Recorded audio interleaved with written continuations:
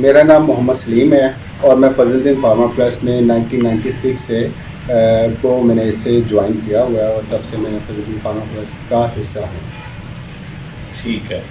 अच्छा सलीम भाई, एक बात बताइएगा कि मतलब हमने देखा कि कोविड के दिनों में फार्मेसी का बिजनेस जो है वो काफ़ी अरूज पर था, ठीक है। और बहुत सारे लोग बल्कि जिसको भी देखे वो फार्मेसी ही ओपन कर रहा था, क्योंकि उन दिनों में कोई और बिजनेस तो चल नहीं रहा था मास्टर फार्मेसी की। लेकिन अब की निस्बत मैंने ये देखा एक काम है, तो आप जरा इसके ऊपर थोड़ा सा बताएंगे क्या है। कोविड के दिनों में आपने देखा होगा कि हर चीज़ तो बंद थी। फार्मेसियाँ थी या मतलब मेडिकल स्टोर्स वगैरह थे या कुछ खाने पीने की चीज़ें थी वही ओपन थी। इसलिए कोविड के दिनों में वैसे भी मतलब मेडिसिन रूटीन से ज़्यादा सेल आउट हो रही थी और बाकी सारे कारोबार बंद थे। तो लोगों ने जिनके सरमायादार थे लोगों ने यही कोशिश की कि वो भी इसी को ज्वाइन करें ताकि हमारा भी काम बेहतर तरीके से चल सके।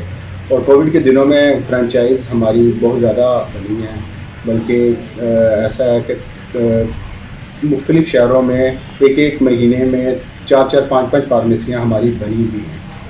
अब आजकल मतलब कोविड के दिनों की निस्बत एक रूटीन में चल रहा है काम, जो जिस तरह मतलब रूटीन में हमारी एक फार्मेसी महीने में बनती है वही बन रही है। कोविड के दिनों में ज़्यादा काम था। मतलब उस दौरान अब जो है जिस तरह मेडिसिन की प्रोडक्शन ज़्यादा थी कोविड के दिनों में, क्या आपको लगता है कि अब वो प्रोडक्शन एक रूटीन में आ गई उस तरह से नहीं है जिस तरह से पहले प्रोडक्शन होती थी, क्योंकि मेडिसिन की कंजम्पशन ज़्यादा थी, लोग जो है वो स्ट्रेस की मेडिसिन और इस तरह की मेडिसिन ले रहे थे उन दिनों में, क्या वो आज भी उसी पैटर्न पे चल रही है या अब नॉर्मल नहीं, चल रही है? उस वक्त तो लोगों को थोड़ा सा नफसियाती तौर पे भी दबाव था या जो भी था, कुछ लोग लेना शुरू हो गए थे। लेकिन आजकल नहीं, आजकल रूटीन में जो जिन लोगों को मतलब डायग्नोज की गई होती है डॉक्टर की तरफ से होता है वही लोग ले रहे हैं, उस हिसाब से नहीं है। तो आजकल तो फिलहाल नॉर्मल चल रहा है। सही। इसके अलावा ये आप बताएं कि जिस तरह इंपोर्ट बंद हुई पड़ी है, इंपोर्ट एम्बेसीज खुल नहीं रही, क्या उसका इम्पैक्ट मेडिसिन के ऊपर कुछ पड़ा है या नहीं पड़ा? जिस तरह मल्टी विटामिन्स बहुत सारे लोग लेते हैं, इसके अलावा लाइफ सेविंग जो ड्रग्स हैं वो लेते हैं, इस तरह की और मेडिसिन जो हैं जो इम्पोर्ट होती थी, जो यूटिलाइज होती थी, क्या उस पर कोई इम्पैक्ट पड़ा है या नहीं पड़ा, या वो आप लोगों के पास अवेलेबल है, या उसकी कोई सेल में या कोई इस तरह के मार्केट की डिमांड में कोई फ़र्क है या नहीं है? अब बहुत सारी प्रोडक्ट तो मतलब जो यहाँ बन रही थी, लेकिन मटेरियल तो रॉ मटेरियल जो सबका बाहर से आ रहा है ना, तो वो जो कुछ जो चीज़ें कम हो गई हैं, यानी कि रॉ मटेरियल जिसका आना कम हुआ है उसकी थोड़ी सी मतलब ये कह लें कि शॉर्टेज चल रही है, जो कि आस्ता आस्ता वो मतलब पूरी होती जा रही है। शॉर्टेज है चंद प्रोडक्ट्स की, बाकी यह है कि रूटीन में चीज़ें चल रही हैं। यानी कि उसमें फार्मा को कोई गवर्नमेंट की तरफ से कोई ऐसा नहीं है कि यार ये जो मेडिसिन है, जो लाइफ सेविंग ड्रग्स है, जब तक उसका रॉ मटेरियल बाहर से नहीं आएगा लोगों को मिलेगी नहीं, लोगों की लाइफ को इम्पैक्ट उसका हो सकता है, तो उस हवाले से कोई आपको कोई ऐसा नोटिफिकेशन या गवर्नमेंट ने कोई ऐसा इकदाम उठाया हो वो है या नहीं ऐसा, या बस एक रूटीन है जिस तरह बाकी की भी ऐसी खुलेगी या इम्पोर्टेड चीज़ों की जब जैसे कि आ रही हैं ज़रूरी उस तरह से रूटीन चल रही है, या कोई इसमें कोई एक्स्ट्रा कोई चीज़ उन्होंने की है कि नहीं यार लोगों की ज़िंदगी पहले बाकी चीज़ें बाद में?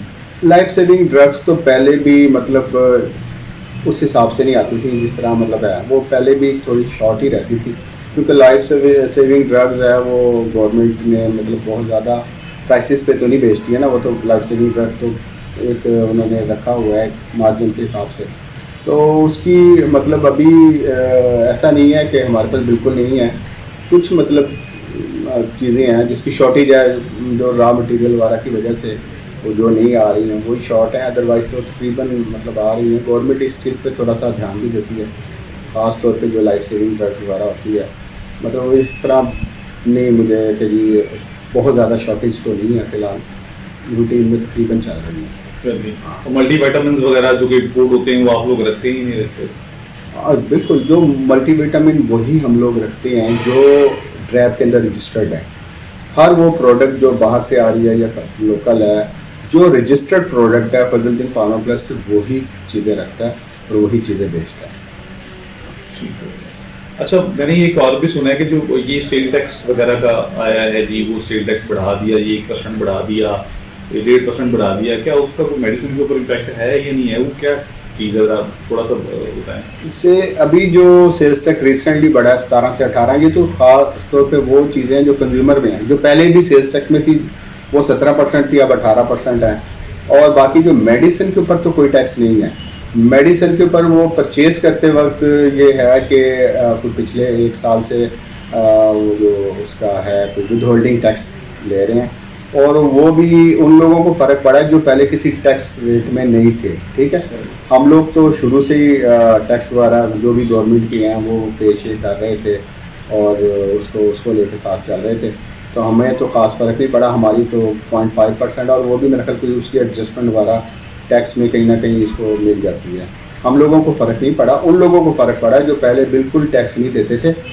वो अब परचेज करते तो उनको 1% उनको यानी कि देना पड़ता है। इसका मतलब है कंज्यूमर एंड के ऊपर कोई ऐसा सच नहीं है। हाँ, कंज्यूमर एंड पे नहीं है ये, जस्ट ये कह लें कि वो जो इदारा जो बेच रहा है उसको टैक्स लगा है ना 1%। वो ही है, अगर कोई चीज़ पहले 100 रुपए की थी तो वो 1% लगने के बाद भी 100 रुपए की है। सही है, वो नहीं बढ़ी। अच्छा, वो आप कह रहे हैं कि वो 101 की 102 रुपए हाँ, की नहीं। वो जो सेल करने वाला है, जो यानी कि रिटेलर है, जो पहले किसी भी टैक्स नेट में नहीं था, उन लोगों को फ़र्क पड़ा है कि वो अब परचेज करते हैं तो मतलब उनको 1% देना पड़ता है।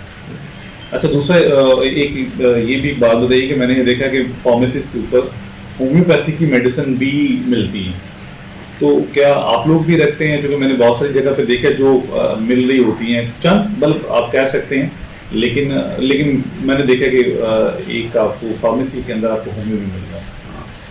हम लोग पहले तो नहीं रखते थे, लेकिन अब हमारे पास भी चंद एक आइटम ऐसी हैं जो ड्राफ्ट में रजिस्टर्ड है, वो हम लोग भी सेल आउट कर रहे हैं। बहुत ज़्यादा नहीं, लेकिन चंद एक प्रोडक्ट्स हैं जो हम लोग भी कर रहे हैं जो रजिस्टर्ड वाला है। यानी इम्पोर्टेड इस तरह की चीज़ हम कोई नहीं बेचते, वही चीज़ बेचते हैं जो रजिस्टर्ड होती है, यानी कि हुकूमत पाकिस्तान के पास वही चीज़ हम लोग बेचते हैं। ठीक है। अच्छा, एक और बताइए कि फार्मेसी के लिए मतलब फार्मासिस्ट का क्या लॉ कहता है? क्या फार्मेसी के अंदर फार्मासिस्ट होना चाहिए? क्योंकि मैंने तो देखा कि जहाँ मेरा एक्सपीरियंस रहा है कि कोई फार्मासिस्ट ऐसे नहीं है, बस एक ड्राई नाम है, कभी होता है कभी नहीं होता। तो लॉ क्या कहता है और आप उसके ऊपर क्या इम्प्लीमेंटेशन करते हैं, और आप क्या उस हवाले से अपनी फार्मेसी के अंदर जो है? नहीं, हम लोग तो लॉ तो यही कहता है कि अगर आपकी 24 घंटे फार्मेसी चल रही है तो 24 घंटे फार्मासिस्ट होना चाहिए। हमारी जितनी भी शॉप्स हैं उसमें हर शिफ्ट में हमारे 3 शिफ्टें हैं, तो तीनों शिफ्टों में फार्मासिस्ट लाजमी होता है, और बाज़ बात एक शिफ्ट में 2-2 फार्मासिस्ट भी होते हैं। तो हम लोग तो गवर्नमेंट के लिए जो है इसको तो फुलफिल कर रहे हैं। बाकी जगहों पे जो लोग नहीं कर रहे हैं वो ज़ाहिर है उधर उन लोगों को प्रॉब्लम्स भी आती हैं, ज़ाहिर है उनको कोई ट्रैप टूट वाले पकड़ भी लेते हैं, जो भी है ड्रग इंस्पेक्टर वगैरह जो भी उनका करते हैं। बाकी हमारे पास तो जो चीज़ शुरू से चल रहा है कि फार्मासिस्ट हमारे हर शिफ्ट में होता है और हम लोग तो उसके बगैर नहीं चलते। ठीक है, ये फार्मासिस्ट का लॉ यही है कि आपकी हर फार्मेसी बिल्कुल 24 घंटे अगर फार्मेसी है तो 24 घंटे अवेलेबल होंगे। जो आपकी मतलब वो फार्मेसी ओपनिंग और क्लोजिंग तक फार्मासिस्ट में बिल्कुल बिल्कुल बिल्कुल, क्योंकि हमारी तो एक दफ़ा ही ब्रांच ओपन हुई, उसके बाद तो क्लोज होती ही नहीं ना, क्योंकि 24 घंटे चलती है हमारी तो सर्विस जो फजलिन फार्म प्लस की वो तो 24 आवर्स है। लिहाजा हमारे पास तो 24 घंटे आप कभी भी आएंगे, दिन में रात को, तो आपको फार्मासिस्ट अवेलेबल होगा, वो हर शिफ्ट में होता है हमारे पास। ठीक है, तो एक और लास्ट बताइएगा कि मतलब आप समझिए कि फार्मेसी को कंप्यूटराइज हो जाना चाहिए या कंप्यूटराइज होना कितना ज़रूरी है आपके ख्याल में? देखें, मैं 1996 से फजलुद्दीन फार्मा प्लस का हिस्सा हूँ, और मैं एज ए ऑपरेटर यानी कि कंप्यूटर में ही आया था, मेरी जॉब ही कंप्यूटर पे थी। तो हम लोग तो फर्स्ट डे से कंप्यूटराइज हैं, और कंप्यूटराइज का ज़ाहिर है अब वो दौर तो है नहीं। अब तो आपने अगर चेन ग्रुप है हमारी, तो हमें तो उसके बगैर हम चल नहीं सकते, कंप्यूटर के बगैर तो हमारा नहीं गुजारा, क्योंकि हर चीज़ ऑर्डरिंग भी हमारी कंप्यूटराइज होती है, हमारी सेलें हर चीज़ मैनेज ही कंप्यूटर के मुताबिक करते हैं, अदरवाइज़ हम लोग तो मैनेज ना कर पाएँ।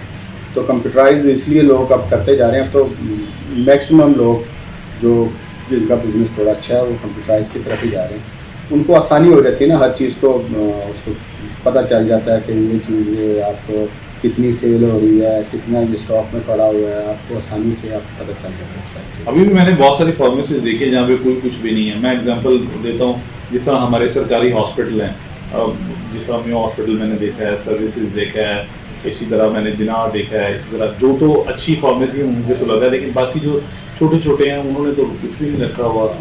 हाँ वो क्या जाहिर है, कोई ऐसा गवर्नमेंट की तरफ से लॉ है? क्योंकि ये तो एक नहीं लाशा तो कोई भी नहीं है ना। अब ये कंप्यूटराइज अगर कर रहा है तो आप अपनी आसानी के लिए कर आसानी रहे के हैं लिए कर रहे हैं, ना, नहीं तो उसमें कोई ये ला नहीं है कि कंप्यूटर। हाँ अब जैसे ड्रैब अब ये शायद हो जाए क्योंकि वो कह रहे हैं कि जी आप अपनी इंटीग्रेट करें एफबीआर के साथ। अच्छा, तो एफबीआर के साथ जब इंटीग्रेट तो वही लोग कर सकते हैं ना जो कंप्यूटराइज, अदरवाइज दूसरे लोग नहीं कर सकते। सही है, सही है। यानी कि आप कह रहे हैं कि जी वो एफबीआर के साथ जो इंटीग्रेशन है, अब वो तो मस्त हो गई है ना। बगैर हो नहीं सकती, हाँ, तो इसलिए जो लोग नहीं भी कर रहे तो उनको भी करना पड़ेगा। जाएगा। ठीक है। जो छोटी मोटी गली मोहल्लों में फार्मेसी हैं उन वो तो शायद ना करें, लेकिन जितनी भी बड़ी चेन ग्रुप हैं, जो बड़े स्टोर हैं, वो तो इंटीग्रेट उन्होंने करना ही करना है ना। लास्ट कोई मैसेज है जो हमारे फार्मा से रिलेटेड इंडस्ट्री में जो फार्मेसी या मेडिकल स्टोर चला रहे हैं, क्या देना चाहेंगे? यही मैं मैसेज दूंगा कि जो गवर्नमेंट के रूल्स हैं उसको फॉलो करें अपनी, यानी कि अगर वो कहते हैं कि जी अलाउ है कि जी 24 घंटे आपकी अगर फार्मेसी चल रही है या जितनी भी आपका टाइम आप चला रहे हैं, आपके पास फार्मासिस्ट होना चाहिए। आपकी जो ब्रांच है, सेल पॉइंट आपका है, वो मतलब उधर एयर कंडीशनिंग वगैरह होनी चाहिए, सफाई का ख्याल होना चाहिए, आपका ट्रेंड स्टाफ होना चाहिए, ताकि मेडिसिन एक ऐसी चीज़ है अगर किसी को गलत चली जाए तो उसको नुकसान हो सकता है। तो जब तक ये सारी चीज़ें नहीं होंगी तो जाहिर है कि वो फिर गलतियाँ होंगी, और जो गलतियाँ होंगी तो किसी की जान भी जा सकती है। इसलिए यही मैसेज है कि वो अपना ट्रेंड स्टाफ रखें, और जो उसकी रिक्वायरमेंट है मेडिसिन की, कि वो उसकी जितनी कूलिंग पर रखना चाहिए वो उसको उसके मुताबिक रखें, तभी मतलब आपकी जो मेडिसिन है वो काम करेगी। अदरवाइज़ वो मेडिसिन की जो है वो भी उस नहीं रहेगा, उसका म्यार वो नहीं रहेगा, और वो फिर उसका फ़ायदा नहीं होगा। लिहाजा इसको मद्देनज़र रखना चाहिए ये जो भी फार्मेसी का बिज़नेस कर रहा है, क्योंकि ये इंसानी जानों के साथ ज़ाहिर है वो खेलने वाली बात तो नहीं है। तो इसको ज़रा ख़ास तौर पर रखें तो वो अपनी जो भी उसकी रिक्वायरमेंट है उसके मुताबिक उसको सपोर्ट करें। थैंक यू जी, आपकी टाइम देने का शुक्रिया।